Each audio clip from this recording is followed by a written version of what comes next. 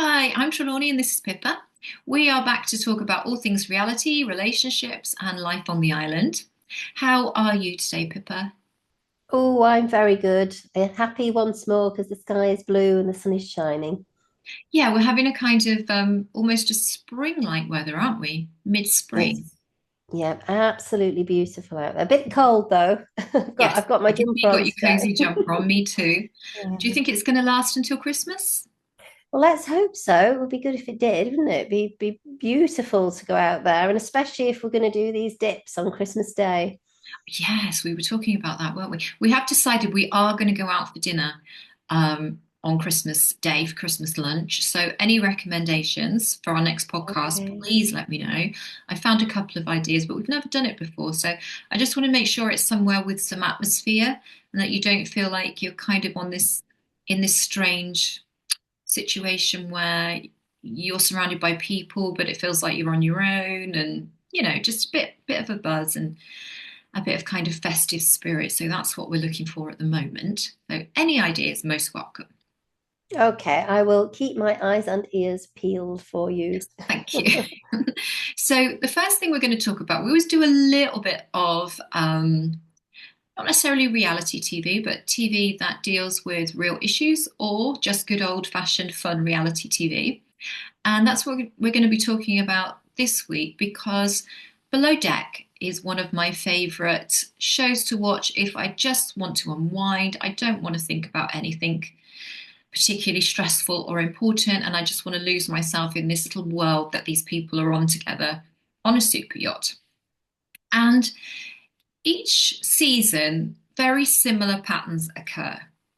Pattern one, a lot of the people that seem to have the luxury of enjoying these charters drink obsessively from the moment that they get on the boat and often take on a really kind of entitled behavior.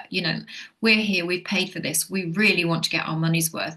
We know there's only two members of staff on the boat, but we are going to keep clicking our fingers for more dirty martinis, more lattes, more extravagant cocktails to the point where we're not even going to really be able to enjoy dinner, but whatever, we're here, for maximum indulgence, which I always find a little bit strange because I just think I'd really want to consciously enjoy the experience. But anyway, that's point one. It seems to be get on boat, demand as much as possible until get off boat, even though we can see that this poor crew are absolutely exhausted. So that part of it's a bit annoying. I have been told it's not really like that in real life. So hopefully not. The other thing is, a lot of the crew members, they're going to be away for a substantial amount of time. They've often got partners, and this is usually a fairly long period of time apart. Now, we know in Mallorca, lots of couples are in this kind of situation where one person is away a lot, whether they're going home to Germany or the UK or wherever they're from. One partner is going back and forth with work, one partner is staying at home to hold the fort with the children, the dogs, or they work locally. So there's a lot of separation on the island between couples. What kind of advice would you give to people who are in a relationship but are finding that they're having to constantly reconnect because they're having these long periods apart? Do you ever find when you're working with clients locally that that's an issue that arises? Loneliness, I suppose, because you're on your own a lot. Yes, certainly. I mean, I get quite a few crew members in for one reason or another. But really, when it comes down to it, with the relationship side and the long distance relationship, there is such a fine line between coping so well that you don't miss somebody. And on the other side, there's, missing them so much that life is just miserable without them. And I think if it's the second one and they're finding it very tough, saying goodbye to each other regularly, and like you say, there's many weeks sometimes when they're at sea and the contact's very limited and they're very busy, is to keep things as routine as possible, to have rituals in place so that they know what times they're going to be communicating with each other, and to keep things as secure in that respect as possible, and to make sure that the focus is on quality time together rather than quantity. Another thing really that I advise is to focus on themselves, their passions, their self growth, the things that they can do for themselves whilst they're apart. Because sometimes when you do have a partner, and this is something else, when the partner returns and then life has to change and they have to get into a different rhythm and a different flow, then it can be a bit disruptive. So that, when they do come home to each other, everything that they're doing with each other are the activities that they do enjoy as a couple, and they're really making the most of the quality time they've got. There's so many activities that we like to do separately, and really when they're apart, that is the moment to do that. So there are ways that you can maximize the time and make use of it, just as long as the communication's kept open. I think that's one of the most important things, is feeling like they can reach out to each other for reassurance, and that there are no grey areas or reasons to mistrust each other. Yeah, I mean, trust is such a big thing, isn't it? And it's so easily broken. And especially in this world now where people expect to be able to get in touch with others really quickly, they expect this constant communication. And if they don't have it, maybe just because somebody is completely out of range or particularly busy that day, it can spark so much paranoia. Whereas before the days of constant connection, I guess maybe a couple of landline calls a week would have been the norm, wouldn't it? And everybody would have got on with their lives in the meantime. Absolutely, for sure. It is a challenge. It's definitely a challenge, and it takes a certain type of resilience and a certain type of person to be able to maintain that sort of relationship. And it's even more complicated if there's children involved. Yeah, yeah. I mean, I think if somebody's here on their own for long periods with children, that probably keeps them super busy and super occupied. Um, but on the other hand, they could start to feel resentful because they're absolutely exhausted and they really would like the support. So it's a difficult one, isn't it? If somebody's here really by themselves, there's a bigger risk of feeling isolated, overthinking, all of that kind of thing. But people make it work here, don't they? And I suppose it is like you say, really focusing on quality time when you're together. And if you're the one left at home, as you say, you get into a new routine. Nobody's making a mess of the kitchen once you've cleaned it up. Nobody's kind of moving anything once you put it down, and you have your routine. Or, for example, if your partner's a snorer, and you've had 6 weeks of great sleep, and they're back, and Exactly. you're thrilled, and then all of a sudden you're tossing and turning because you can hear them next to you again. It's all those things that can end up causing a weird few days while you reconnect. So it's mastering the art of reconnecting over and over again, I guess, isn't it? Absolutely, completely. And it's not an easy thing to do by any stretch of the imagination. It's more about, when that person comes back, it can be such a shock, such a disruption to, like I said, with children involved as well. And there's all routines and it's all working smoothly. And then, that person comes back, and that adjustment period is very important. And it has to work in a certain way each time, in order that there's no resentment that builds up. And they have to be able to talk about things. That's the most important thing, is being able to voice the needs that they've got and feel safe to do that with each other. Yes, yeah, I agree. And a lot of people don't, do they? I mean, I'm a No. complete oversharer. I probably said to you before, to the point where I must drive my husband mad with my sharing of my needs and wants.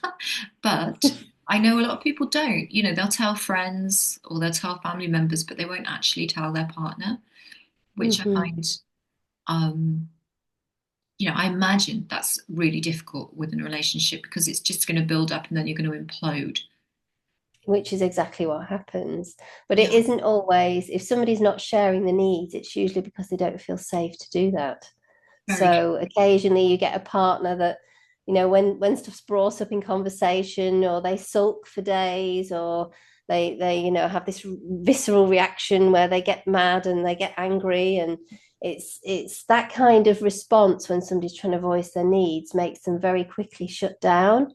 And Yeah. when that happens, it makes it difficult. It makes the relationship work on two levels. There's the superficial level, and then underneath there's all these little hidden things that are just stacking up.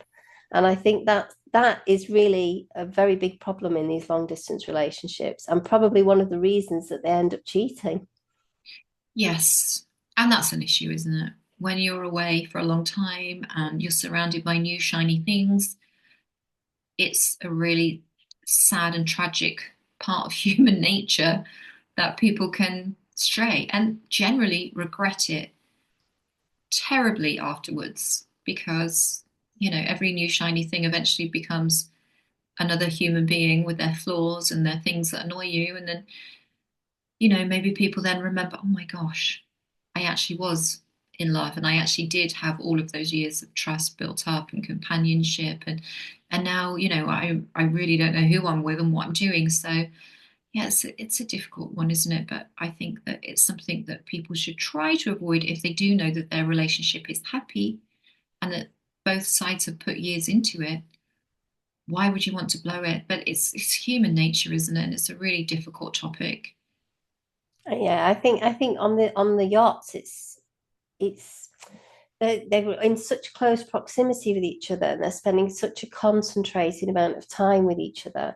And there's the high stress as well, that high stress level, the adrenaline and the that is chemistry, and a lot of the time people can mistake that chemistry for the excitement of attraction, and going through these stressful experiences produces oxytocin as well, which is the bonding hormone. Yeah, So it can be very easy for them to get confused about all those feelings, and then just end up doing something, as you say, that they later regret. But it can so easily happen. And with the drinking as well, that's another thing because it just lowers the inhibitions. And as you and I both know, the yacht crew here, they do like to party a little bit, most of them. yeah, yeah. Well, on the upside, for those people that do find themselves here on their own, either because they've just taken the plunge and they've arrived on their own, or like many of us, they're so for example, my partner is from Croatia, I'm from the UK, so we do go to our home countries separately sometimes because it's easier, because then there's somebody here to man the fort at home and that kind of thing. So you have separations. Um, when people find themselves alone, you've obviously started this amazing new group for people over 40 that want to enjoy connecting with others, that don't necessarily want that focused around food and drink all the time. And you've had an explosion in numbers, haven't you? So it's Yeah. it's obviously something that people really want here. Well, How we do we you were look at it? really That- overwhelmed, to be yeah, honest. Louise and I set the group up, and the idea really was for women to support each other going through all the challenges that we face, because we do have a lot in our 40s and 50s. It's no picnic, is it? yeah, no. And at the end Yes, of no. yes, no, exactly. I think So, I don't think it's a picnic in your teens, 20s, 30s. But I mean, well, after that's the age of true. 12, That's true. Yeah. after the age of 12 is one challenge after another. But yes, Yeah. they all bring unique sets of challenges. They do for sure. For me, for us at the moment, I am in 47, so I am smack bang in the middle of it, going through all that. One thing that I realized with my clients and other people locally was that there is a little bit of a lack of community, that sense of let's support each other and let's meet up and let's talk about these things, and it's good for our mental health.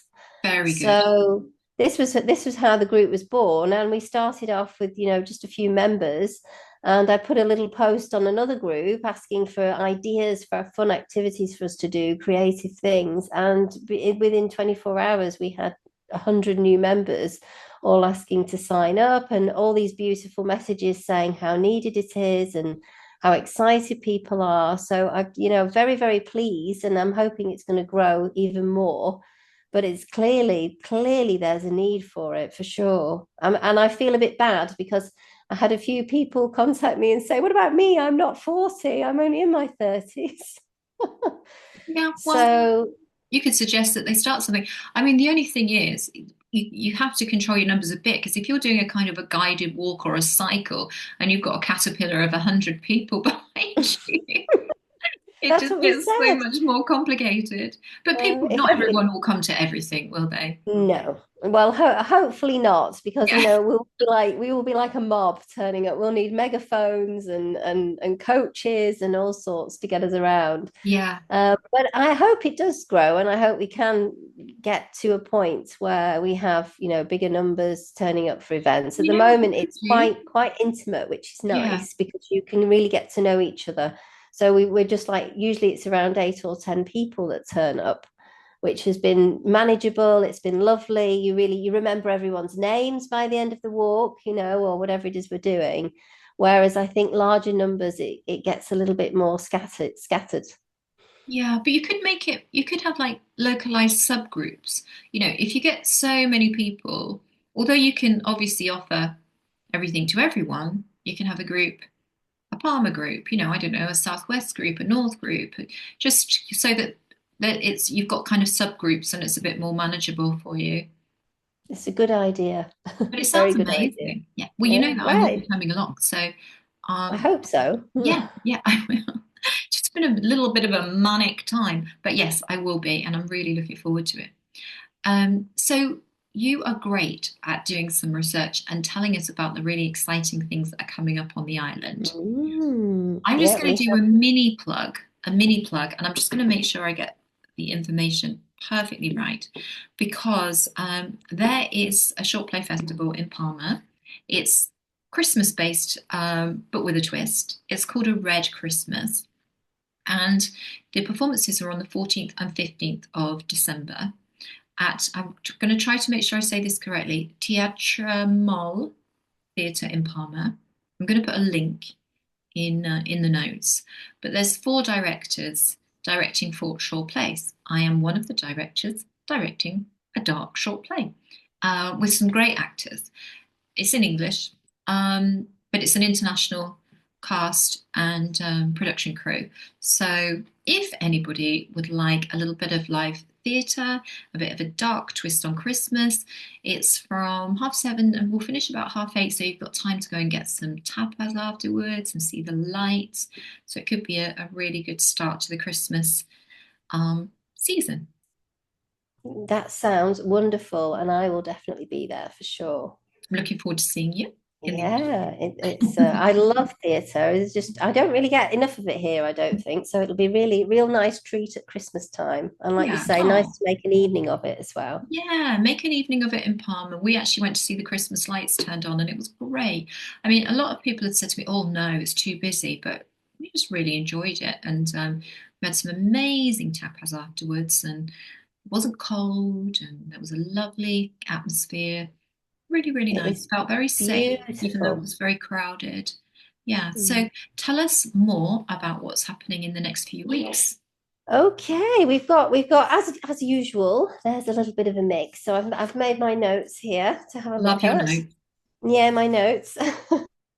So the first thing while we're on the subject of Palma is at the moment going right up until Christmas and beyond, really.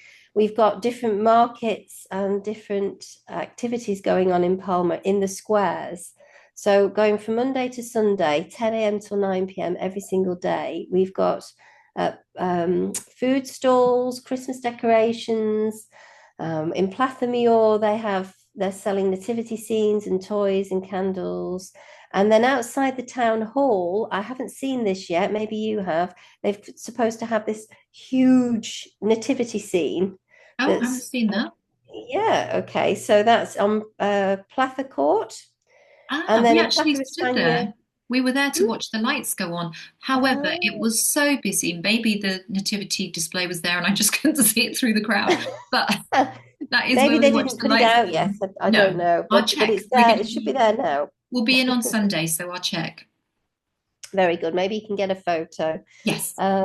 And then we've got Plaza España. We've got lots of rides for the little ones, live music, storytelling, that sort of thing.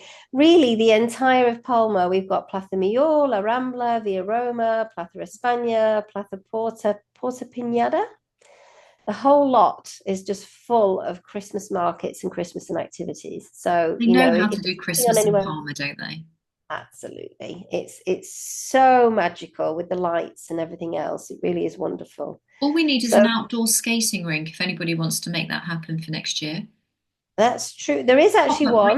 rink. There is a skating rink at Is that the Sonomar. cinema? Yeah. Yes. So that's on from the 30th of November, which is this weekend, all the way through till the 22nd of December. They've got Christmas Wonderland with the market, the show, nice Christmassy show. I don't know if you've seen the other shows there, but the We Christmas did go to show. see a show there, which we loved, and I have looked at the Christmas Wonderland experience, and I would like to try and fit it in. Yeah. So it I love says a to bit of buy a tickets in Wonderland. advance because it does get busy. Yeah. There's not a lot like it really on the island.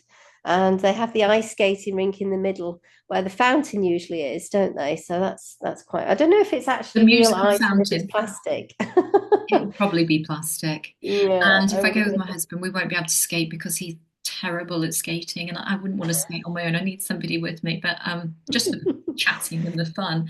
But be good to see. Yeah, definitely. So that's that. Now we've got something really interesting. This sounds quite bonkers actually. So this is another strange one, typical Mallorca with their unusual festivities. In Montuiri, am I saying that right? We've got on the 1st of December, which I think is that Sunday. That's Sunday. At 6 p.m., the partridge decoy contest. Oh, Yeah, so the no idea partridge what is that not means not in the exactly. pear tree. And the background on this is a little bit because they used to put the male partridge in a cage, apparently, and stick him Mhm. on a stand. And then what they used to do in hunting season, the male calls out and it calls the females, and the females come, and obviously they come in range of the hunters. So this was where this whole decoy thing originated. But this is nothing like that. What they've got is a series of male partridges in cages, and Mm. then they're having a competition to see which one is the best at attracting females. Oh, And the winner obviously gets a mm. prize. So I don't know if Like people a are turning up with their nightclub own in Palma. partridges. Mm. Yeah. And that there are other things going on as well. There's the usual market and festive activities, but that's at 6 p.m. on the 1st of December in the village of Montuiri. Wow. Yeah. Yeah, so that's that one. We've got on the 7th, if you like making Christmas decorations, Solar Sophie is doing a Christmas wreath workshop. Oh, Yeah, lovely. that's 11 a.m. to 1 p.m., 7th of December. Kaye, ooh, right, I have to spell this out because I don't know how you say it. It's Poina. Right. And Brilliant. yeah, Kai Poina, number 33, Canvalero. And they're having like a Christmas lottery and food, and there's all sorts of decorations to choose from to make your own wreath. I don't know what the pricing is on that. You'd have to check, but it's something a little bit different. Yeah. And Great. yeah, Very yeah. popular, I'd And imagine. then mm, and then we've got oh, here's another one, another theatre one for you. Right. This is yeah, 30th to the 1st. So it's only on at this weekend. So you'd have to get a move on. And it's Kinky Boots, the Oh, right. comedy with the music by Cyndi Lauper. Now I didn't know she did the music for that, but apparently it was the first musical that she ever wrote. And she won a Tony Award for it, apparently. Is that at the So auditorium? it is. It's at Oh, Palmer Auditorium. Might be good fun. I don't know. And then what else have we got? We have got between the 1st and 10th of December, we've got jazz concerts all over the island. oh, So lovely. to find out if there's one near you, you go to alternatiajazz.com. I think that's the website. But they're in Muro, so they're up your Mhm. way. They're Yeah. Inca, they're Palma, they're Esporlas, and they're full-on shows Oh, lovely. of jazz music. Yeah. I think So jazz if you're suits into jazz, Christmas. Yeah, jazz suits mm, Christmas, doesn't it? it does, doesn't it? I can't help but think of Michael Bublé. I don't know whether he's classed as jazz, but Yeah, but I know what you mean, that kind of like New York jazz, and you imagine the snow and the yeah, big Christmas trees, and yeah, I like it. sure. Wonderful. So, and then we've got what else have we got? We've got the Port Owls Christmas Market. Now that's Yes. that's a We went there beautiful one, last isn't year. it? That is very beautiful, incredibly busy, but very beautiful. Yeah, so that starts on the 13th of December and it's on every day for the whole Christmas period. And they've got workshops and they've got shows down there. I know Aurora's in PQA and they're doing a singing number down there. Very nice. Yeah, and I think before when she was doing other things, ballet shows and all these little local businesses tend to put on some sort of display down there, which is Yeah. pretty beautiful, really, pretty magical. And of course, they've got the wonderful food and drink Mm. and all those little stalls. And like you say, it does get very busy though. Yeah. Well, I don't love drinking alcohol. I don't mind sometimes. But last year I had a child's version of a German mulled wine. I can't remember what it was Mm, called, but it was very nice. absolutely. Very yummy, all the stuff down there. And that's more or less it really for this week. There's nothing else. We've got our walk and talk tomorrow on Yes. Saturday morning. We're doing Camp de Mar. We're doing four kilometers, Right. and Okay. we're bringing refreshments with us this time because there's no cafe on the route. So we found a really wonderful walking app. So we're planning out different routes, and we're going to walk every couple of weeks with our women's group. So that's us for this weekend. I don't know what you're doing this weekend. Busy one this weekend, starting with getting my lashes done tomorrow.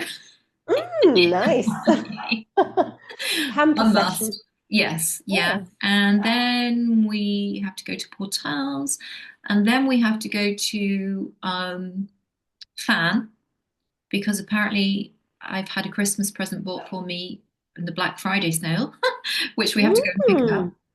Don't Do you know what know that what is. it is? No, I Oh, think it how might be exciting. something. I think it might be tech based, just Right. because um, I kind of, I've had my MacBook for years, and I use what I've got, and I get comfortable with it, and I don't upgrade very often. So I think I might have been treated to some kind of, second Ooh, screen or something like that. very Um, nice. yeah, so we've got like errandy really tomorrow, different Mm. errands.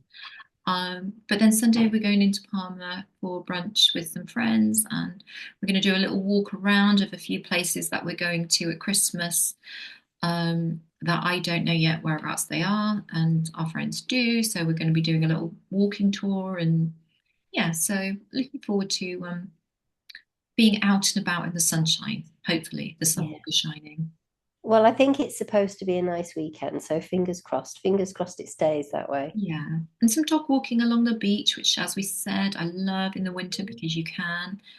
Um, bit of telly at night, bit of cozy telly. So it sounds like a wonderful weekend. Yeah, we always walk thousands and thousands of steps, and then the first thing I want to do when I get home is just snuggle up and just either read or watch something and not think or move for a Yeah. little bit. Put your below deck on. Yes, What yeah. what night is it on? Or do you just watch it on catch up? You don't I watch just it live? always watch things on catch up, I have to say. Yeah. It's Yeah. on Amazon Prime. Because then if you want Hmm. to watch a couple of episodes, you can. I mean, it's quite they they don't release them all in one go, so I let them build up a bit.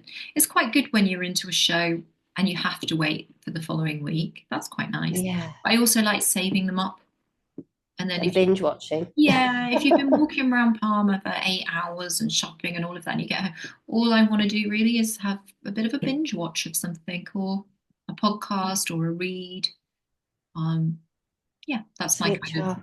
that's my switch off thing really. But I love podcasts. Probably prefer podcasts to TV really, but Mm. watching something on TV That's is more that's because sociable. you've got such an amazing imagination.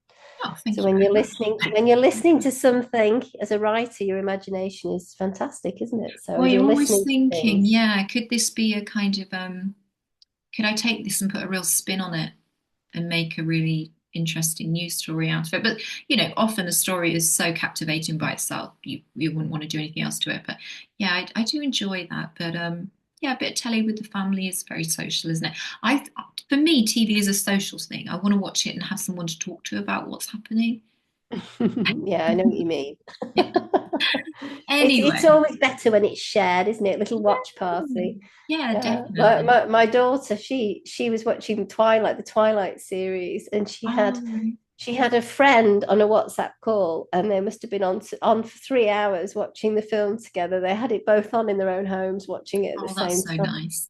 Yeah. Yeah, So so nice. couldn't do that when we were young, could you? But it's wonderful, No. really. Well, I remember in lockdown, my son was very good at getting on with his work, and he'd have often have a friend, they'd have connected on the phone, and they'd both just be doing their work, but they, had each other to talk to or discuss things if they wanted to. They were just there, which I thought was really nice.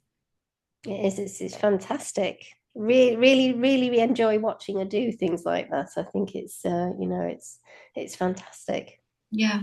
I'm not a fan of constant connection, but I do like the fact that we can connect much easier when we want to now. Yeah, sure, sure. Absolutely. Anyway, we Very good. better wrap up. We have. But I am very much looking forward to seeing you next time. And I'm Okay. going to send you photos of all the Christmassy things I do if I don't see you before then. And I'll Mm. let you know if I stumble across the giant nativity. Okay. Wonderful. And I'll keep my eyes and ears open for a good place for Christmas dinner for Yes, you.